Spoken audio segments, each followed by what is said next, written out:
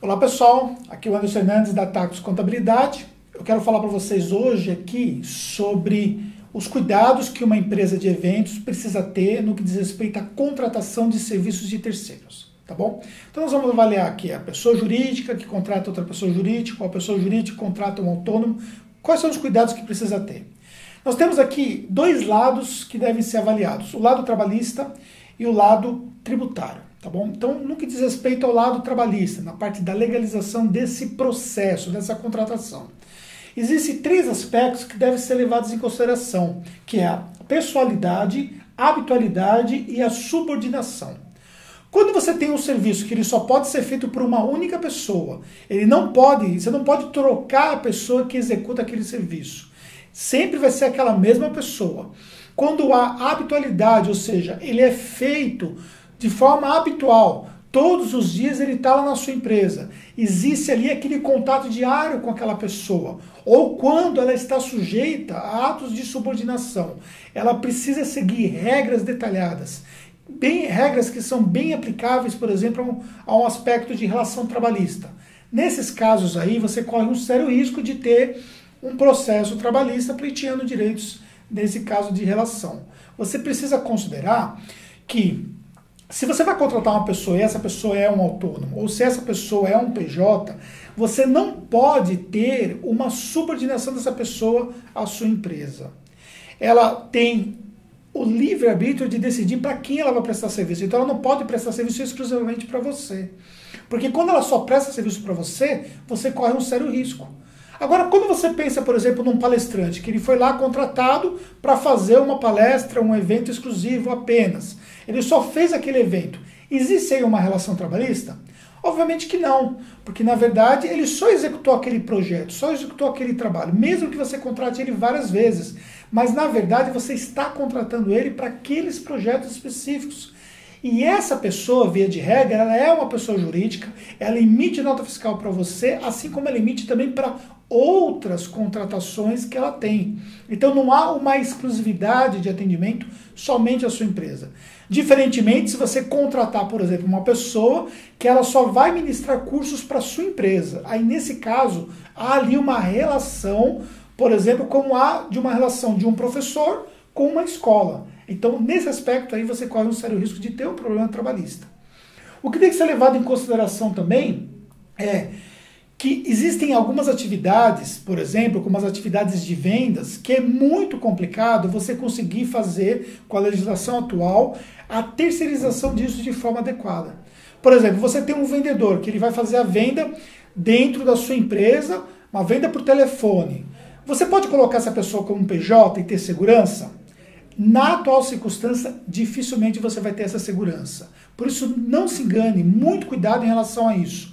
Porque esse vendedor que está lá, e ele já está recebendo uma comissão cheia, e depois ele pode pleitear, ter todas as incidências de 13º, férias, adicional de férias, FGTS, multa de FGTS e tudo mais, em cima desse comissionamento, além do valor que você já paga de um fixo normalmente que é pago também. Então, se você vai combinar com um vendedor para trabalhar para você, você não está levando em consideração esses aspectos, você está colocando em risco a sua atividade. Então você precisa tomar cuidado em relação a isso. Agora, existem algumas mudanças que vão surgir na lei da terceirização, que ainda está em ajustes, que vão definir claramente atividade fim e atividade meio, e podem mudar esse cenário. Então eu estou falando agora, nesse momento, baseado no que nós temos em questão hoje em matéria de legislação e matéria de jurisprudência aplicado a isso, que é aplicado às empresas de eventos. Eu já presenciei muitas vezes empresas de evento terem problemas com vendedores. E também, algumas empresas também pensam que podem contratar uma pessoa como se fosse, por exemplo, ali um representante de vendas. Esse representante de vendas também, ele pode te causar problemas se essa contratação não for adequada. Se ela se entrar nessa questão aqui de habitualidade, subordinação, pessoalidade, ela todo dia está lá na sua empresa, ou se ela for fazer um serviço externo, mas ela tem que seguir um horário, ela só trabalha para a sua empresa, só ela pode executar esse trabalho, então aí é complicado, tá bom? Então você precisa pensar nesses aspectos. Falando dos aspectos legais também na parte tributária, você precisa entender que Quando você contrata uma pessoa jurídica, você precisa avaliar se essa pessoa jurídica, você vai ter que fazer ou não a retenção de alguns impostos dela.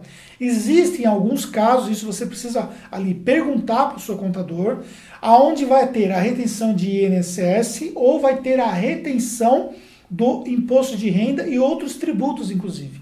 Então, algumas atividades que são prestadas, elas têm essa retenção. Então, você faz essa retenção e depois você faz o pagamento desse valor retido para que haja uma compensação ali daquele prestador pessoa jurídica. E se for um autônomo, como é que se procede? Não basta você pensar que você vai fazer um recibinho e vai pagar o seu autônomo, que isso está correto. Você precisa incluir o seu autônomo numa folha de pagamento de autônomo. E você vai ter que reter imposto de renda retido na fonte desse autônomo, baseado na tabela progressiva do imposto de renda. Você vai ter que também reter INSS, baseado na tabela do INSS aplicado aos autônomos. E você também, se você não for um simples nacional, você vai ter que pagar o INSS correspondente em cima do valor que foi pago a esse autônomo. Se você for simples nacional, você só vai fazer a retenção e você vai passar esse valor ali para a Previdência. E vai informar mensalmente num documento que chama-se GFIP que houve essa retenção. E também vai informar anualmente num documento que chama-se DIRF que houve as retenções de imposto de renda retido na fonte. Então, se você pagou o autônomo lá, por exemplo, R$3.000, não fez retenção nenhuma, o ônus é todo seu. Você vai ter que pagar o imposto de renda, você vai ter que pagar lá o INSS e esse ônus se torna todo seu. Você vai acrescentar o valor que foi pago, esse valor como débito que você teria com a Previdência Social e com a Receita Federal.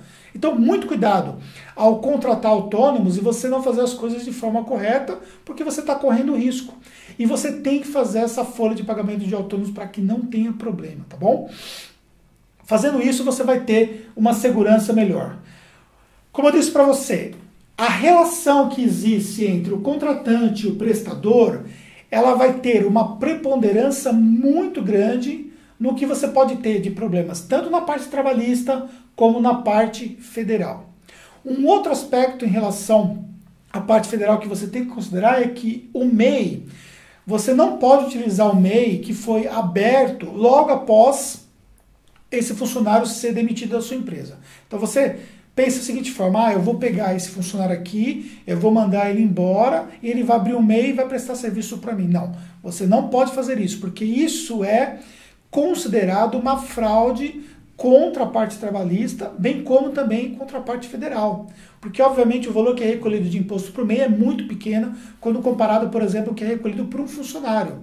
E também da parte trabalhista tem todas as questões que ele pode simplesmente desconsiderar aquilo lá. O juiz pode desconsiderar aquele MEI, ou até se for um PJ mesmo, sem ser MEI, for um simples nacional, por exemplo, pode ser totalmente desconsiderado isso por conta das questões já informadas para vocês. Então, muito cuidado nesse aspecto. É muito comum hoje, é necessário, você que tem uma empresa de eventos, contratar serviços de recepção, serviços de venda, serviços de site, serviços diversos que podem atender a sua empresa. Agora, você precisa entender exatamente o que você pode de fato contratar como prestador de serviço de fato, se for autônomo, seguir as recomendações que eu te passei, se for PJ, você ter nota fiscal correspondente, não ser um PJ que vai estar sujeito diretamente à sua empresa, ser um PJ que ele vai prestar serviço para várias empresas, não ser atividades diretas que a sua empresa depende delas para sobreviver, como por exemplo ali a atividade de vendas, a pessoa está ali sentada na sua empresa o dia inteiro ligando,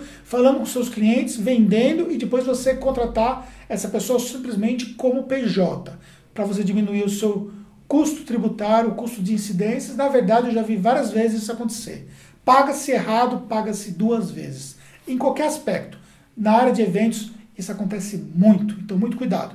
Pagou certo, é melhor então você pagar menos, comissionamento, mas você já colocar as provisões lá de 13º, férias, FGTS, multa de FGTS, para que você então pague de forma correta e a pessoa tenha os direitos trabalhistas todos para que você minimize o seu risco trabalhista, tá bom? Se não for assim, fatalmente você terá algum tipo de problema, porque quando a pessoa entra na sua empresa, ela entra com um diálogo, com uma conversa, e quando ela sai com uma outra conversa completamente diferente. Esse é um fato de mercado, não acontece só com a sua empresa. Isso acontece de modo geral no mercado, tá bom? Tem a sua dúvida? Manda para mim, eu estou à sua disposição. precisar também do nosso trabalho, nós estamos à disposição aí das empresas de eventos, que nós temos um serviço especializado para essa área, tá bom? Um grande abraço e até uma próxima.